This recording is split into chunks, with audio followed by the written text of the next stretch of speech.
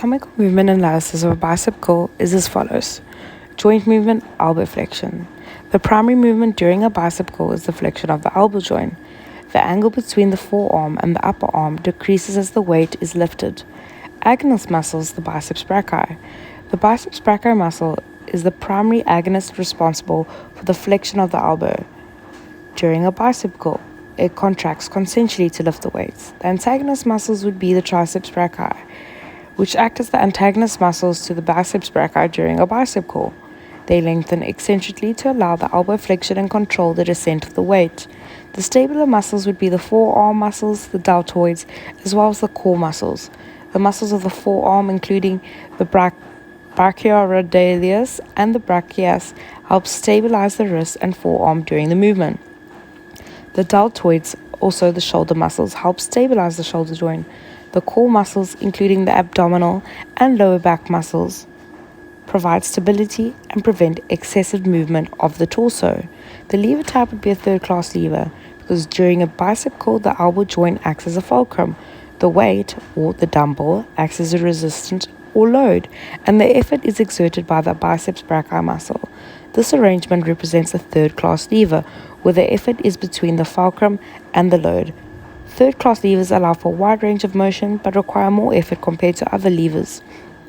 Overall, a bicep curl primarily involves elbow flexion, with the biceps brachii as the primary agonist, the triceps brachii as the antagonist, and various stabilized muscles supporting the movement.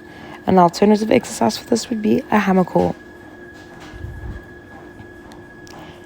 The anatomical movement analysis of a leg extension would be joint movement, knee extension.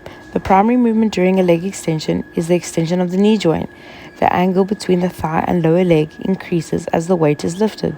The agonist muscles, the quadriceps femoris, rectus femoris, vastus lataris, and vastus medialis, as well as the vastus intermedius, the quadricep muscles located at the front of the thigh, act as the agonist during a leg extension exercise.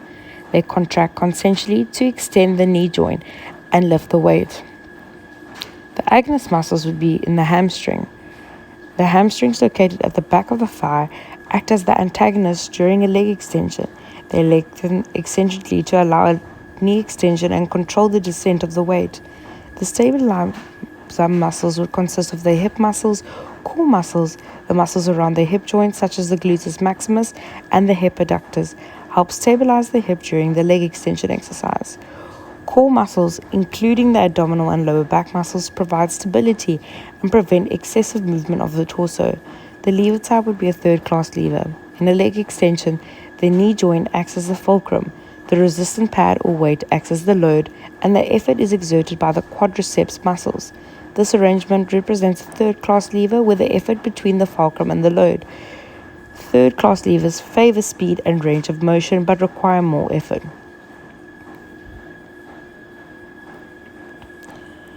Romanian deadlift. The joint movement would be the hip hinge.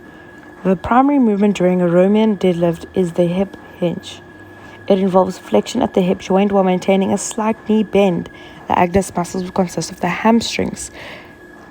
The hamstrings muscles are primary agonists during a Romanian deadlift.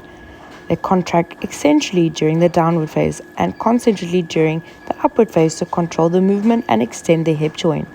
Antagonist muscles would consist of the gluteus maximus, erectus spina. The gluteus maximus and the erectus spina muscles act as the antagonists during a Romanian deadlift. They lengthen eccentrically during the downward phase and contract concentrically during the upward phase to provide stability and control the movement. The stabilizer muscles would be the core muscles, quadriceps. The core muscles, including the abdominal and lower back muscles, play a crucial and important role in stabilizing the spine and maintaining proper posture throughout the entire movement.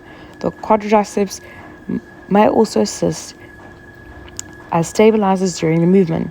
This lever type would be a second-class lever because during the Roman deadlift, the hip joint acts as the fulcrum. The resistance, barbell or dumbbells would act as the load, and the effort is exerted by the hamstrings. This arrangement represents a second-class lever because the load is between the fulcrum and the effort, as well as second levers provide mechanical advantage, allowing for more force generation.